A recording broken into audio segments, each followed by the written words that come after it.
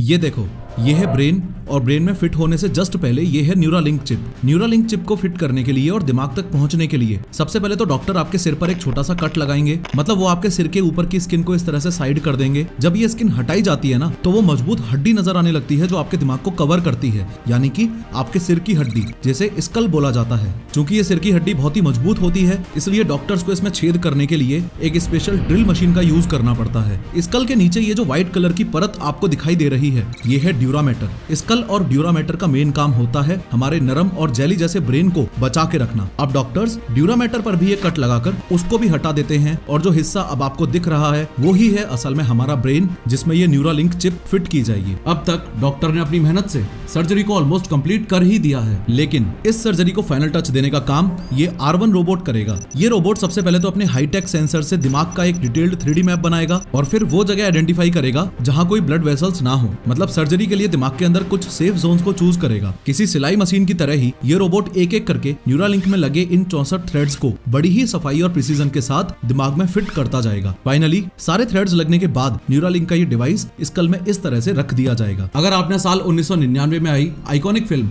The matrix देखी होगी तो आपको याद होगा कि उसमें एक अलग ही तरीके का डिवाइस दिखाया गया था। उस टाइम पर तो हमने सपने में भी नहीं सोचा था कि मैट्रिक्स वाला वो इम्पॉसिबल डिवाइस एक दिन सच में एग्जिस्ट कर पाएगा। पर गेस व्हाट, इलॉन मस्क के न्यूरालिंक ने इस इम्पॉसिबल को पॉसिबल बना दिया है। न्यूरालिंक बिल्कुल वैसा ही है जैसी ये आपकी स्मार्ट वॉच, लेकिन यहाँ पे ट्विस्ट बस इतना सा है कि ये स्मार्ट वॉच आपके हाथ में नहीं बल्कि डायरेक्टली आपके ब्रेन में फिट की जाती है। In a lot of ways, it's kind of like a Fitbit in your skull with tiny wires.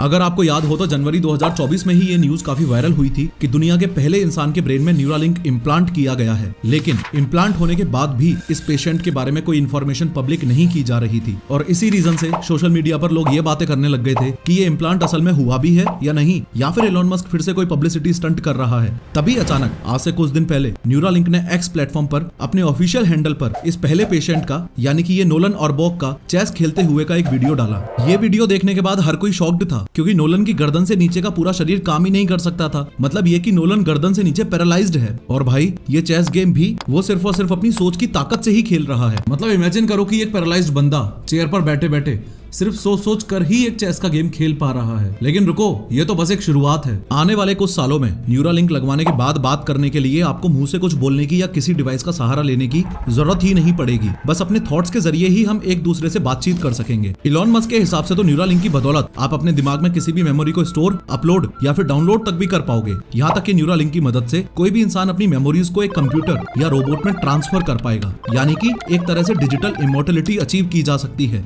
यानी डिजिटली वो इंसान हो जाएगा। अब ये चीज तो पास्ट में हम सब काफी टाइम से नोटिस करते हुए आ रहे हैं कि टेक्नोलॉजिकल एडवांसमेंट का जितना एडवांटेज होता है उससे ज्यादा उसका मिसयूज भी होता है। क्योंकि न्यूरालिंक भी एक इलेक्ट्रॉनिक डिवाइस है, तो क्रिमिनल्स इसे भी कंप्यूटर या फोन की तरह हैक तो कर ही सकते हैं ना। सोचो, अगर आपके दिमाग में फिट किए गए इस डिवाइस में कोई कंप्यूटर वायरस ही डाल दिया जाए तो। और हाँ, यूनाइटेड नेशंस ने तो ये वार्निंग तक भी दी है कि ये क्रिमिनल्स हमारे दिमाग में घुसकर हमारे थॉट्स, फीलिंग्स और यहाँ तक कि हमारी मेमोरीज तक को भी बदल सकते हैं। आज की इस 3D एनिमेटेड वीडियो में हम डिटेल में समझेंगे कि न्यूरालिंक क्या चीज है, आखिर ये काम कैसे करता है और कैसे आने वाले कुछ टाइम में ये टेक्नोलॉजी हम इंसानों के लिए एक बहुत ही बड़ा गेम चेंजर साबित होके ही रहेगी। लेकिन हर बार की तरह शुरू से शुरू करते हैं। न्यूरालिंक एक BCI यानी कि ब्रेन कंप्यूटर इंटरफेस पर बेस्ड टेक्नोलॉजी है। इसमें एक चिप के जरिए कोई बंदा डायरेक्टली अपने दिमाग और कंप्यूटर के बीच एक रियल टाइम कनेक्शन बना सकता है। मतलब रियल टाइम कनेक्शन को आप ऐसे समझ सकते हो कि ये टेक्नोलॉजी हमें कंप्यूटर से एग्जैक्टली वैसे ही बात करने की ताकत देती है जैसे एक इंसान से बात करते हैं। थोड़ा और बेसिक लेवल पर समझे तो BCI एक कंप्यूटर बेस्ड सिस्टम है जो हमारे दिमाग में बनने वाले सिग्नल्स को पकड़ता है, उनको समझता है और फिर उनको कंप्यूटर की भाषा में यानी कि बाइनरी कोड्स में ट्रांसलेट करता है। आसान भाषा में बोलूं तो बाइनरी कोड्स यानी कि 0 और 1। हो सकता है आप में से कुछ लोगों को ये नहीं पता होगा कि कंप्यूटर्स इन्हीं 0 और 1 की भाषा में बात करते हैं। Finally computer in binary codes को समझकर स्क्रीन पर दिखा देता है। जैसे इमेजिन करो, आप एक वीडियो गेम खेल रहे हो। एक ट्रेडिशनल तरीका जो आज तक हम यूज करते आए हैं वो तो ये हो गया कि हम इस कंट्रोलर की मदद से इस गेम को खेलें, लेकिन दूसरा एडवांस तरीका हमारे पास ये है कि हम अपने हाथों का यूज करें ही ना, सिर्फ सोचें और उसके दम पर ही वीडियो गेम्स के सारे कंट्रोल्स अपने आप चलने लग जाएं। फॉर एग्जांपल, वीडियो गेम का ये कैरेक्टर भागने लगे या जंप करने लगे, और वो भी सिर्फ आपके सोचने से। और अगर ये वीडियो आप ध्यान से देखोगे तो न्यूरालिंक का यूज करके ये बंदर भी अपने हाथों का यूज किए बिना ही डायरेक्टली अपने दिमाग से ही इस कंप्यूटर गेम को खेल रहा है। BCI से रिलेटेड भी आपको इस बात का खास ध्यान रखना है कि BCI भी 2 प्रकार का होता है। नॉन इन्वेजिव बीसीआई और invasive BCI. Non invasive BCI में इस तरह की केबल्स से ब्रेन को कंप्यूटर से कनेक्ट कर दिया जाता है। इसका यूज बेसिकली मेडिकल फील्ड में ही होता है, जैसे किसी बीमारी को पकड़ने के लिए किसी ब्रेन को स्कैन करना। इसके अलावा इन्वेजिव बीसीआई में एक चिप को ब्रेन के अंदर ही इंसर्ट कर दिया जाता है और न्यूरालिंक भी कुछ और नहीं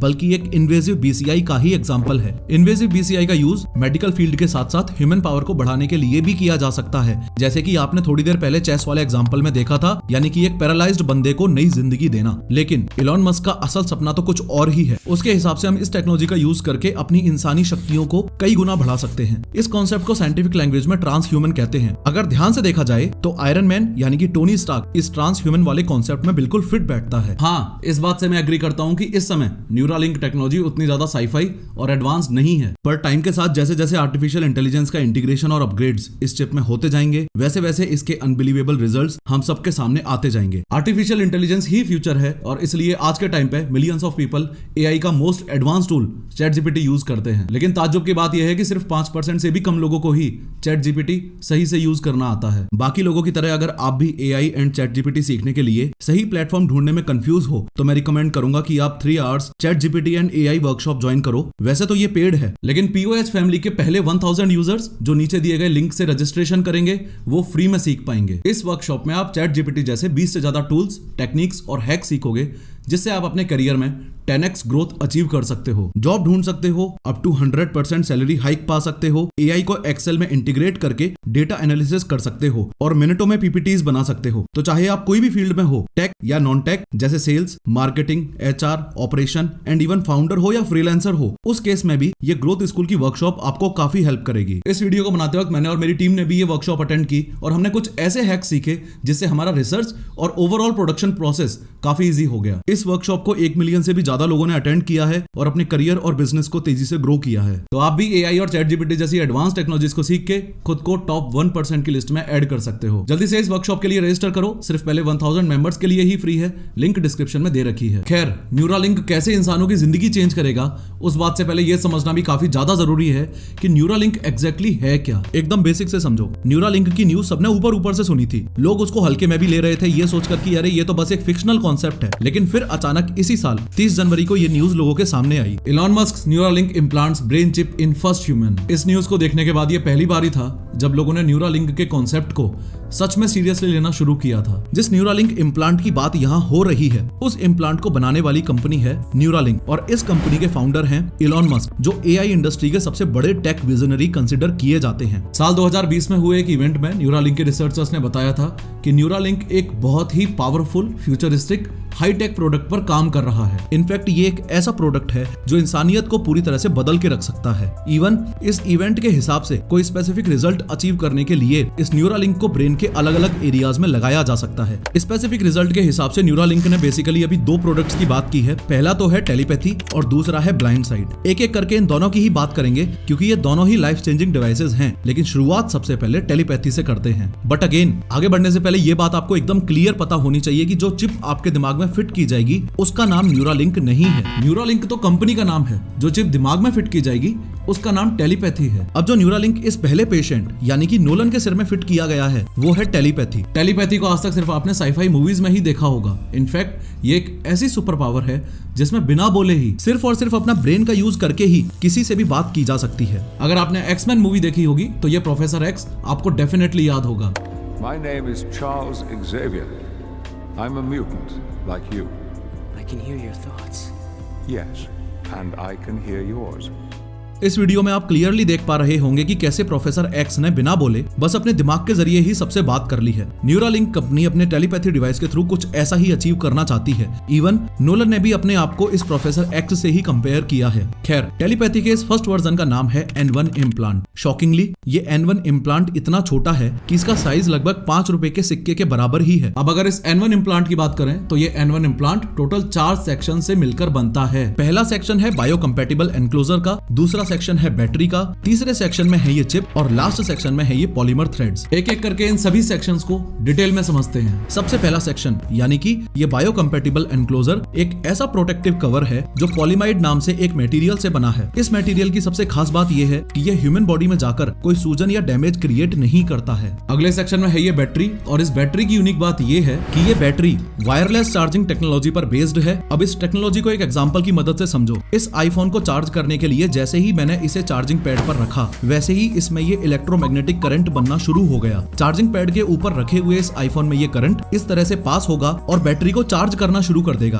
कुछ इसी तरह के प्रोसेस से न्यूरालिंक की बैटरी भी चार्ज होगी। अब ध्यान से इस बंदर को देखो कि जैसे ही इस चार्जिंग पैड के नीचे जाके बैठा वैसे ही इसका डिवाइस भी चार्ज होना शुरू हो गया। इस बैटरी का एक डाउनफॉल जो नोलन ने बताया है वो ये कि N1 इम्प्लांट की बैटरी लाइफ सिर्फ 8 घंटे की है और इसे बार बार चार्ज करना पड़ता है। तीसरे सेक्शन में आती है ये N1 चिप, लेकिन इसके बारे में आगे बात करेंगे। चौथा और आखिरी सेक्शन है इन पॉलीमर थ्रेड्स का। एक इम्प्लांट में टोटल 64 थ्रेड्स हैं। इन थ्रेड्स की सबसे यूनिक बात यह है कि ये एक थ्रेड इंसान के खून में मौजूद इस रेड ब्लड सेल से 1.4 टाइम्स पतला है और इंसान के एक बाल से 20 गुना ज्यादा पतला और फ्लेक्सिबल है। लेकिन अभी ये टेक्नोलॉजी एकदम स्टार्टिंग फेज में है, इसलिए अभी टेलीपैथी के इस फर्स्ट वर्जन के जरिए एक बंदा किसी कंप्यूटर या फोन को अपनी थिंकिंग पावर से ही कंट्रोल कर सकता है। अभी भी एक बड़ा सवाल आप लोगों के मन में ये भी आ रहा होगा कि N1 इम्प्लांट लगाने से हम कोई डिवाइस कंट्रोल कैसे कर पाएंगे, ये आखिर पॉसिबल कैसे हो पाएगा। डिवाइस कंट्रोल करने से पहले एक बार ये समझो कि हमारे ब्रेन में इंफॉर्मेशन कैसे ट्रेवल करती है। ये हमारा दिमाग है यानी कि ह्यूमन ब्रेन है। इस दिमाग में 100 बिलियन से भी ज्यादा न्यूरॉन्स हैं। इन न्यूरॉन्स का काम है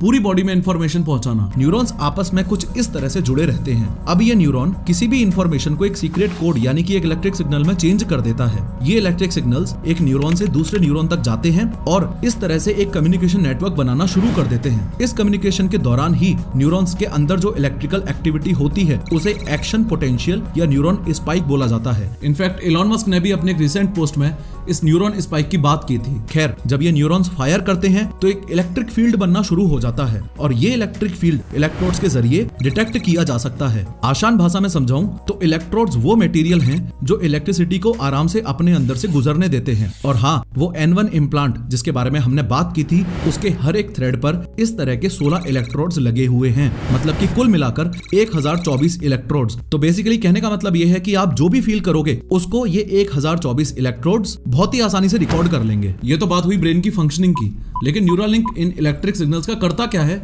अब वो देखो। अब न्यूरालिंक के ये जो थ्रेड्स हैं ये इस इलेक्ट्रिक सिग्नल को कैच करके N1 चिप तक पहुंचा देते हैं और फिर ये N1 चिप ही है जो इन सिग्नल्स को समझने का काम करती है। थोड़ा आसान भाषा में बताऊं तो ये N1 चिप इस इम्प्लांट का हार्ट है। मैं ऐसा इसलिए कह रहा हूं क्योंकि यही चिप है जो ब्रेन और कंप्यूटर के बीच में एक ट्रांसलेटर की तरह काम करती है। इसके लिए सबसे पहले ये चिप इलेक्ट्रिक सिग्नल्स को बाइनरी कोड यानी कि 0 और 1 में बदलती है और फिर ब्लूटूथ के जरिए ब्रेन से सीधा कंप्यूटर तक की इंफॉर्मेशन भेज देती है। इसको एक एग्जाम्पल से समझो। इमेजिन करो कि आपने ये N1 इम्प्लांट अपने स्कल में फिट करवा लिया है और अब आपको कंप्यूटर का कर्सर मूव करना है। ओवरऑल सिचुएशन कुछ ऐसी है कि जब आप कर्सर को ऊपर की तरफ लेकर जाते हो तो ब्रेन के इस मोटर कॉर्टेक्स के कुछ न्यूरॉन्स इस तरह एक्टिवेट हो जाते हैं। सिमिलरली अगर आप ये कर्सर नीचे की तरफ लेकर जाते हो तो मोटर कॉर्टेक्स के कुछ और न्यूरॉन्स एक्टिवेट हो जाएंगे। पूरा सीन कुछ ऐसा है कि न्यूरॉन्स एक्टिवेट होकर जब इलेक्ट्रिक सिग्नल भेजना शुरू करते हैं तो ये थ्रेड्स उन सिग्नल्स को कैच करके N1 चिप तक पहुंचा देते हैं। फाइनली ये चिप ब्लूटूथ की मदद से कंप्यूटर को कर्सर मूव करने का ऑर्डर देने लग जाती है। खैर, आप में से कुछ लोगों को ये नहीं पता होगा, लेकिन हमारा दिमाग भी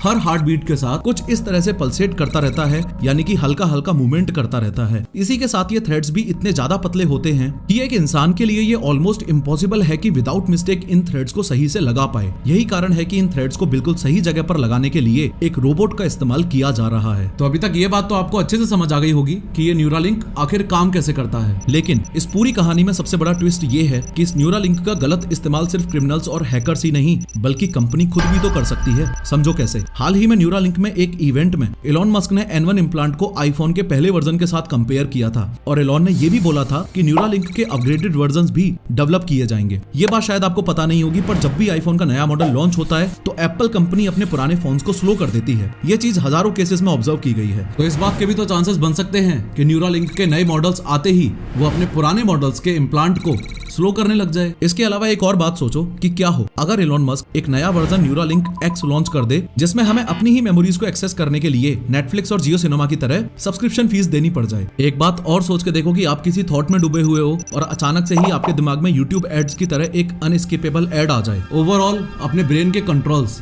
किसी दूसरी कंपनी के हाथ में देने के बारे में आपके जेन्युइन थॉट्स क्या हैं, कमेंट्स में जरूर बताना।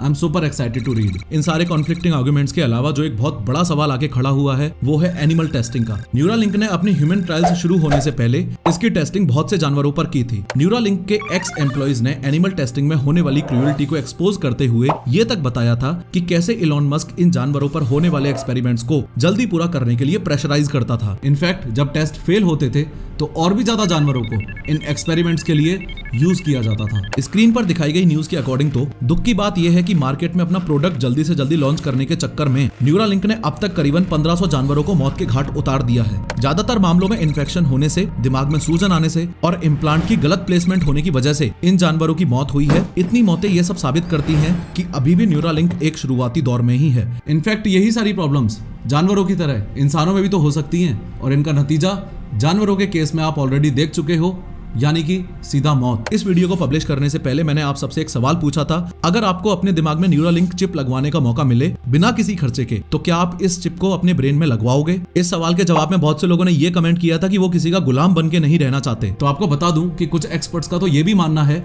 कि न्यूरालिंक अपने इम्प्लांट्स के जरिए लोगों को कंट्रोल करना शुरू कर देगी। कंट्रोल कैसे? भूल भुलैया मूवी याद है ना, कि कैसे मूवी में मंजुलिका विद्या बालन के कैरेक्टर को कंट्रोल कर रही थी और उससे अलग अलग काम करवा रही थी, कुछ वैसे ही। इसी के साथ कुछ लोगों ने ये भी कहा है कि हम तो नेचुरल ही रहना पसंद करेंगे, लेकिन सोचो अगर सोसाइटी में कुछ गिने चुने लोग इस चिप को इम्प्लांट करवा लेते हैं तो ये चिप वाले लोग बाकी लोगों से ज्यादा कैपेबल बन जाएंगे, साथ ही इनको बेटर जॉब अपॉर्चुनिटीज भी मिलेंगी। तो इनसे कॉम्पीट करने के लिए शायद आपको और मेरे को भी ये ब्रेन इम्प्लांट करवाना ही पड़ेगा। यानी कि इस एंटायर सिनेरियो में सबसे बेकार बात ये हो सकती है कि अपने ब्रेन में चिप लगवाना आपके लिए ऑप्शन नहीं बल्कि एक मजबूरी बन जाए। खैर, ये बात भी आपको आसानी से हजम नहीं होगी कि बहुत सारे साइंटिस्ट ये मानते हैं कि न्यूरालिंक ने कोई बड़ा काम नहीं किया है। उसका रीजन ये है कि इस फ्यूचरिस्टिक टेक्नोलॉजी की रेस में सिर्फ न्यूरालिंक ही अकेला प्लेयर नहीं है। असल में सिंक्रोन और ब्लैक रॉक जैसी कंपनीज भी टेलीपैथी जैसे अमेजिंग डिवाइसेस पहले से ही डेवलप कर चुकी हैं। एक मेजर डिफरेंस यहाँ पर यह है कि सिंक्रोन और ब्लैक रॉक का मकसद सिर्फ फिजिकली डिसेबल्ड लोगों की मदद करना है, लेकिन न्यूरालिंक क्लेम करता है कि उसका असली विजन कुछ और ही है, यानी कि इंसान के बेनिफिट के लिए इंसान को एआई से जोड़ना,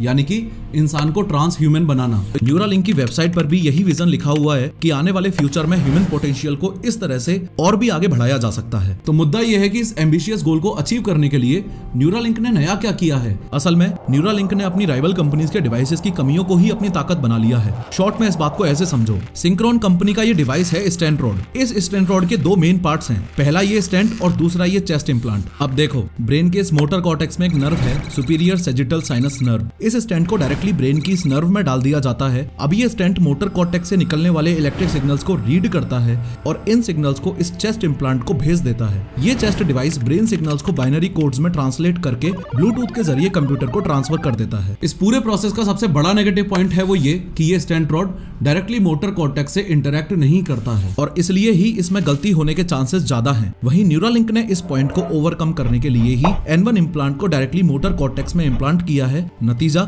गलती होने के चांसेस एकदम कम होना। इसके अलावा ब्लैक रॉक कंपनी का डिवाइस है ये यूटा एरे। ये Utah array directly motor cortex में ही इम्प्लांट होता है और इसका सबसे बड़ा इशू है इसकी डिजाइन। इसमें ये 100 कील जैसे इलेक्ट्रोड्स लगे हुए हैं जो कि एकदम रिजिड हैं, जिसकी वजह से ब्रेन डैमेज होने के चांसेस काफी ज्यादा हैं। साथ ही कंप्यूटर से कनेक्शन बनाने के लिए पेशेंट को अपने सिर में इस तरह का एक पोर्ट भी फिट करके रखना पड़ता है। इन शॉर्ट, इसका यूज मेडिकल पर्पस तक ही सीमित रह जाता है। तो इस प्रॉब्लम को सॉल्व करने के लिए ही न्यूरालिंक ने अपने N1 इम्प्लांट का डिजाइन इतना एडवांस बनाया है कि उसके थ्रेड्स फ्लेक्सिबल हैं और वो डायरेक्टली स्कल में ही फिट भी हो सकता है। इससे ब्रेन डैमेज होने का रिस्क भी कम हो जाता है। जैसे टेलीपैथी न्यूरालिंक कंपनी का एक प्रोडक्ट है, वैसे ही न्यूरालिंक कंपनी का ही दूसरा इनोवेटिव प्रोडक्ट है ये ब्लाइंड साइट। ब्लाइंड साइट को आप ऐसा समझो कि ये उन लोगों के लिए तो एक वरदान है जो देख नहीं सकते। इस ब्लाइंड साइट के जरिए आंखों को बाईपास करते हुए इमेज को डायरेक्टली ब्रेन तक ही पहुंचा दिया जाएगा। जिस तरह से टेलीपैथी में ब्रेन के इस मोटर कॉर्टेक्स रीजन को टारगेट किया गया था, वैसे ही ब्लाइंड साइट में ब्रेन के पीछे मौजूद इस विजुअल कॉर्टेक्स रीजन को भी टारगेट किया जाएगा। इसके लिए टेलीपैथी इम्प्लांट की तरह ही सेम प्रोसीजर से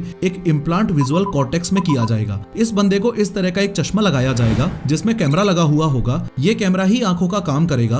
अब ये कैमरा सामने आने वाली चीज को रिकॉर्ड करके डायरेक्टली ब्लूटूथ से इस इम्प्लांट को सिग्नल भेजेगा और ये इम्प्लांट ब्रेन में इस इमेज को जनरेट कर देगा। और अगर आप ध्यान से समझोगे तो इंसानों के देखने का प्रोसेस भी तो कुछ ऐसा ही है। खैर, न्यूरालिंक इंसानों की जिंदगी बदलने के लिए एक बहुत बड़ा कदम हो सकता है। इस न्यूरालिंक की मदद से एग्जैक्टली क्या क्या किया जा सकता है, ये बात सिर्फ कंपनी में काम कर रहे रिसर्चर्स ही जानते हैं। लेकिन कॉन्सेप्चुअली बात की जाए तो न्यूरालिंक से सबसे ज्यादा हेल्प जिन्हें मिलेगी वो है फिजिकली डिसेबल्ड लोग। ये है ब्रेन और ये है स्पाइनल कोड। अब तक आप ये समझ चुके हो कि ब्रेन किसी भी इंफॉर्मेशन को बॉडी तक पहुंचाने के लिए इलेक्ट्रिक सिग्नल्स का यूज करता है और ये सिग्नल स्पाइनल कोड को क्रॉस करते हुए बॉडी में जाते हैं। पर कुछ केसेस में किसी चोट या बीमारी की वजह से इस ब्रेन और स्पाइनल कोड के बीच का कनेक्शन टूट जाता है, जिसकी वजह से ये सिग्नल्स बॉडी तक नहीं पहुंच पाते हैं। ऐसी सिचुएशन में न्यूरालिंक एक ब्रिज का काम करती है और इन इलेक्ट्रिक सिग्नल्स को फिर से बॉडी में पहुंचाती है। इसके लिए एक न्यूरालिंक इम्प्लांट इस मोटर कॉर्टेक्स में और दूसरा इम्प्लांट स्पाइनल कोड में लगाया जाता है। अब जो सिग्नल्स ना मिलने की वजह से ये बंदा चल नहीं पा रहा था,